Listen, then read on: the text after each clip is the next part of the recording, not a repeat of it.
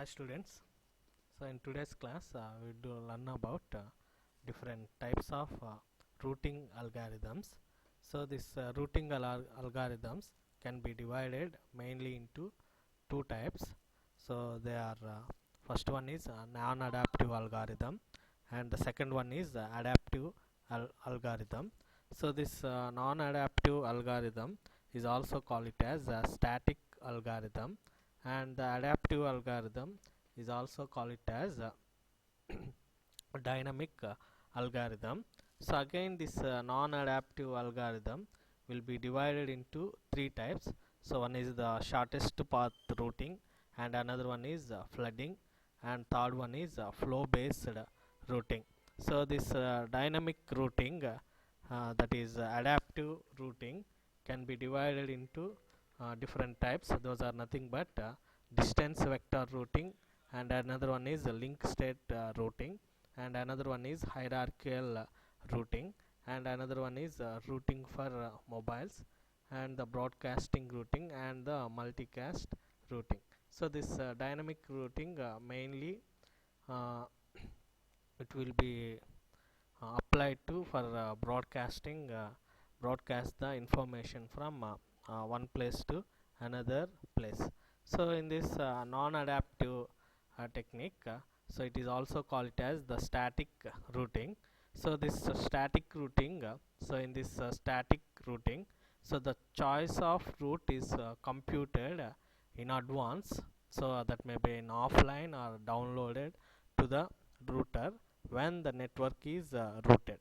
So in this routing, so it will be, so whatever in advance we have to route the channel. That means whatever the medium we are using, either it may be in terms of the offline or downloaded to the router when the network is routed. So before we have to plan the specific path to transmit the information from the transmitter to receiver.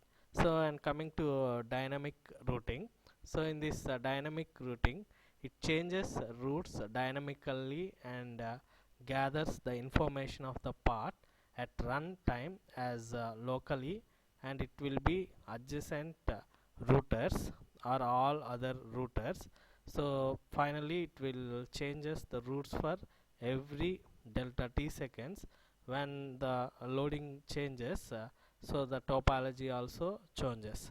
So in the static routing, so there will be a fixed path, so we are choosing a fixed path or the fixed channel to transmit the information from one end to another end. So that may the choosing may be either it may be a shortest path routing, or either it may be a flooding or flow based routing techniques will be allowed in non-adaptive or static routing. So in case of adaptive or dynamic routing, so it will be changes the routes, that the route will be changes dynamically and gathers the and also whatever the routers present in this phenomena, so that will gathers the information of the path at runtime, from the adjacent routers. So from all other routers, how many routers will be presented within that phenomena, so that will collect the information or status about the adjacent router. So based on that, it will changes the routes for every delta t seconds. So that route may change, so that that have the loading also changes. So when the loading changes, the type of the topology also changes. So that means either it may be a star topology or bus topology or ring topology. So based on the requirement, the topology also changes. Now we will see one by one routing methods. So in non-adaptive we have shortest path routing, and flooding, and the flow based routing. So that routing algorithms, so we have mainly we discussed the shortest path routing, flooding, flow based, and the distance vector routing, link state routing, and the hierarchical routing. So next, that properties, the desirable properties of any routing system is. So it has the correctness and the simplicity and the robustness. So if the robustness is nothing but the system will be in place for years with a small failures. So and the stability, and it has the fast convergence and the fairness and the efficiency. So already we discussed these properties in the last video. So we have the optimality principle also we have. So this optimality principle is nothing but if router within that within this diagram, if in this j router is in the optimal path from router I to router K, then the optimal path from J to K also falls along with this same route. It may be A is the subnet, and in this subnet, so here B diagram shows A is the sync tree for router B. router B. So in this shortest path routing, so in this shortest path routing, so mainly it finds the shortest path between a given pair of routers. So when we are comparing two routers or two nodes from the beginning of its router, so from that we choose the shortest path or shortest time to reach from among both the routers. And the second point is so the cost of the link may be a function of distance or bandwidth, average traffic, or communication cost, or delay between one node to another node. So in what factor we choose the shortest path between a given pair of routers is, so that may be a function of distance, based on the distance. For example, in this shown diagram, let us consider, so we have a node and the B node. So and the A has the chance to choose B or G. So these are the two routes are available to transmit the information from this node to another node. So here we have the distance. That means from the A to B is 2, whether it may be considered as a distance, or either it may be considered as a bandwidth, whatever it may be. Then I'm considering as a distance. So from A to B is 2 meters and A to Z is 6 meters. So at this point, so this shortest path will consider that less distance between from one node to another node. So based on the concept, A will choose 2 meters, 2 meters small distance apart from the 6 meters. So then the A node will choose the path B.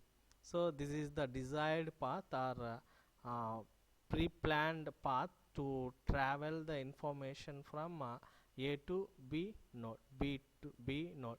So from all that entire from whenever we consider A to D, so based on that we compare the adjacent nodes and the shortest path. So then that path will be decided in this type of non-adaptive technique, non-adaptive algorithm. So based on that, so here in this shortest path routing, so first it finds the shortest path between a given pair of routers, and that shortest path may be decided is a function of distance, or is a function of bandwidth, or is a function of average traffic, or is a function of communication cost, or it is a function of the delay between one node to another node. So among these any concept or any point, so we can choose the shortest path between the pair of routers. So mainly, so here in this shortest path, so whatever it will be the given network topology and set of weights describing the cost to send data across each link in the network. And finally it finds the shortest path from a specified source to all other destinations in the network, So here the arrow indicate the working node.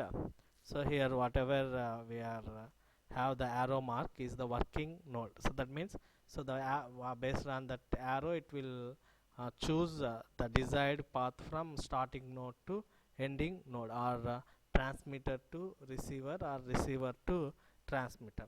So in this the shortest path algorithm first developed by EW Dijkstra. So this was so invented or developed by EW Dijkstra scientist. So that's why we can also call it as Dijkstra's algorithm. So we can also call it as Dijkstra's algorithm. So this mark is the source of node as a permanent, and is it will be designated as the source node as the working node, and it will set the tentative distance of all other nodes to infinity, all other nodes to infinity.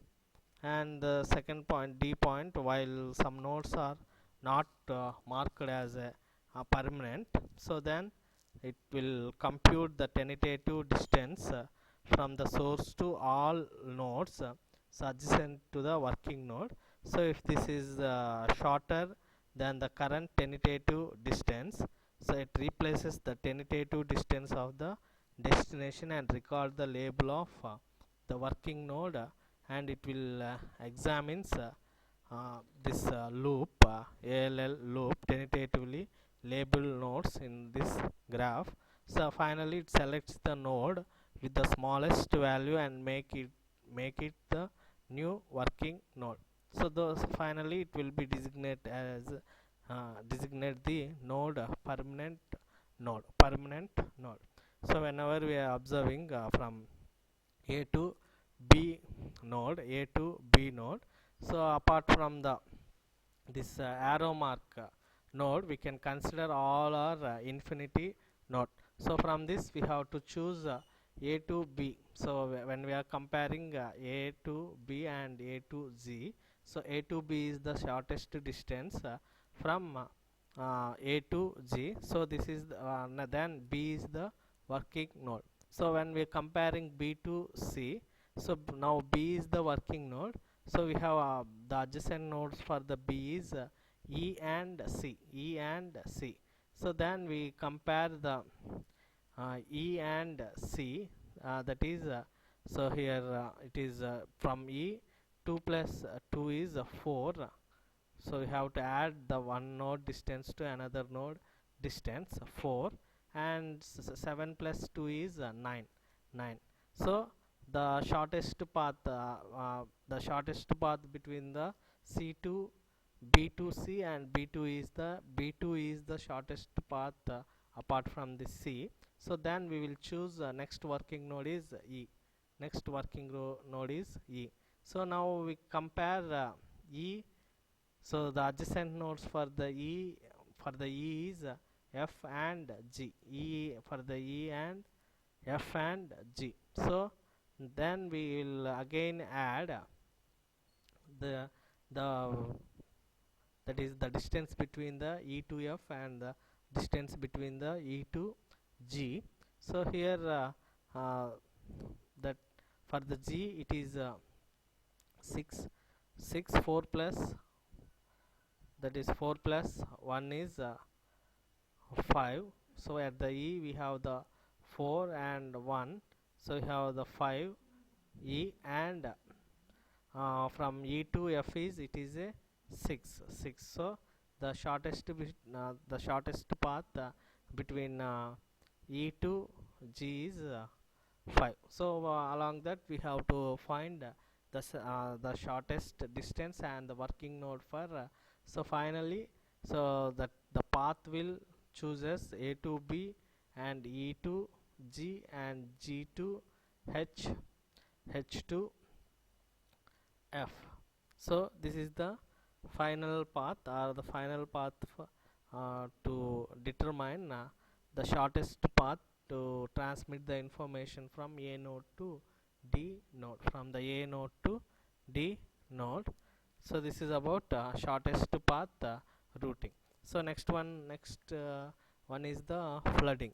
So in this flooding method, so in this algorithm, so you have it robust, but it will be costly compared with uh, shortest path algorithm. So mainly this technique will be used in military application, and it is applicable for wireless networks, and it will distributed the database, and it will be the metrics against which other routing algorithms are compared in flooding technique.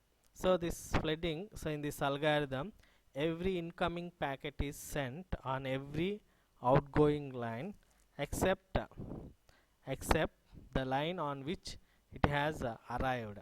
So the one disadvantage of the pleading technique has, so it generate a large number of duplicate packets. So based on this, it produces infinite number of duplicate packets unless we we have some we have to some dumping process. So therefore we have to use selective flooding. So in this algorithm, every incoming packet is not sent out on every output line. So instead of packet, it is sent only these lines which are approximately going in the right direction. So in this flooding technique, every incoming packet is sent out on every outgoing line to the next router except the one the packet arrived from its incoming node. So mainly in this we have the disadvantages are more number of duplicate packets are generated within this network. So how we have to stop and eliminating duplicate packets is, so we have to use hop counter, and we have to assign sequence number for packets and the selective flooding. So based on three techniques, we have to eliminate or stop the duplicate packets. So using HOP counter or hope counter. So in this method, we are eliminating duplicate packets by assigned a counter number at the source itself, so that the number reaches to next router, the number will be decrement by 1. So in this each router, so if the number or counter reaches to 0, so the packet will be discarded and eliminated at the router. So this is a hope counter, and we have to assigning sequence number for packets, or by using this technique also we have to eliminate duplicate packets. So in this assigning sequence numbers, so in this method we are avoiding sending the same packet in second time. So it keeps in each router for a source of a list of packets already received or seen.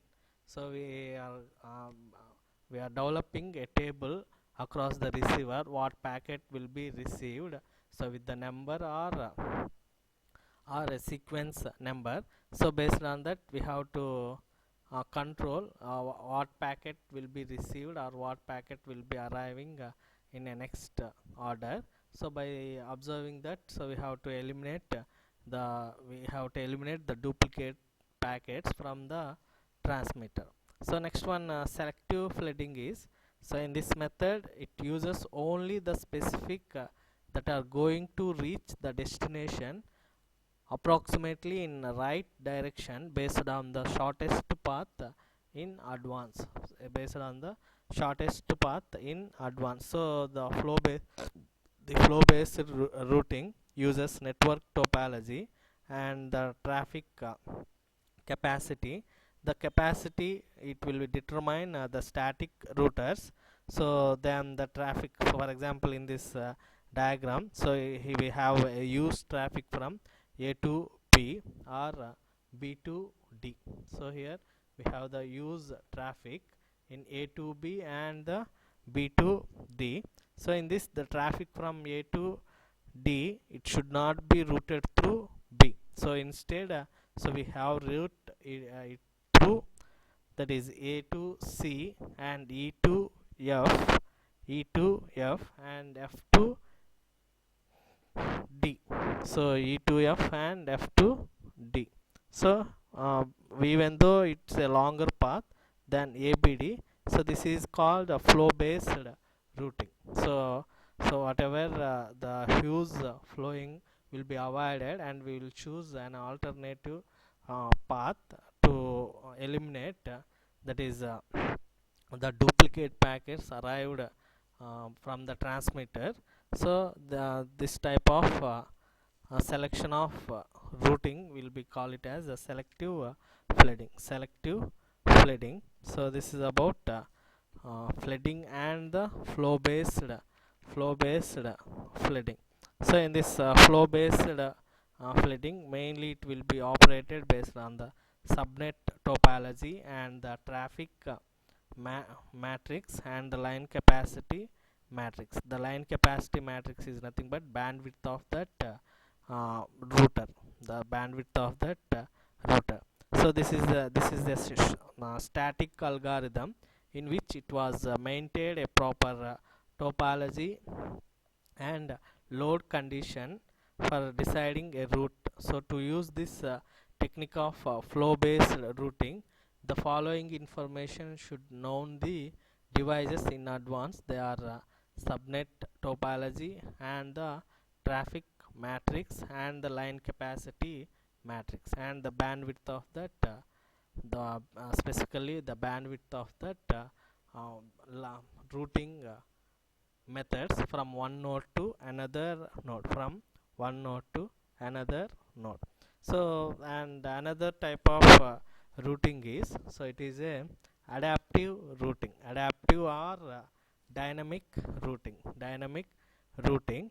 So in this we have the distance vector routing. So in this distance vector uh, routing, so and distance vector routing and the link state routing, so this will be, we will discuss in next class. So this how we will reach um, the data from transmitter to receiver. So already we seen what is a unicast routing, broadcast routing and the multicast routing.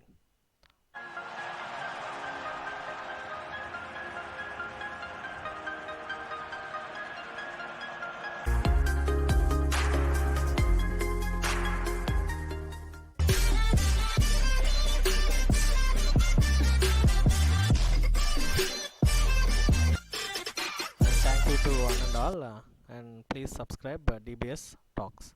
Thank you.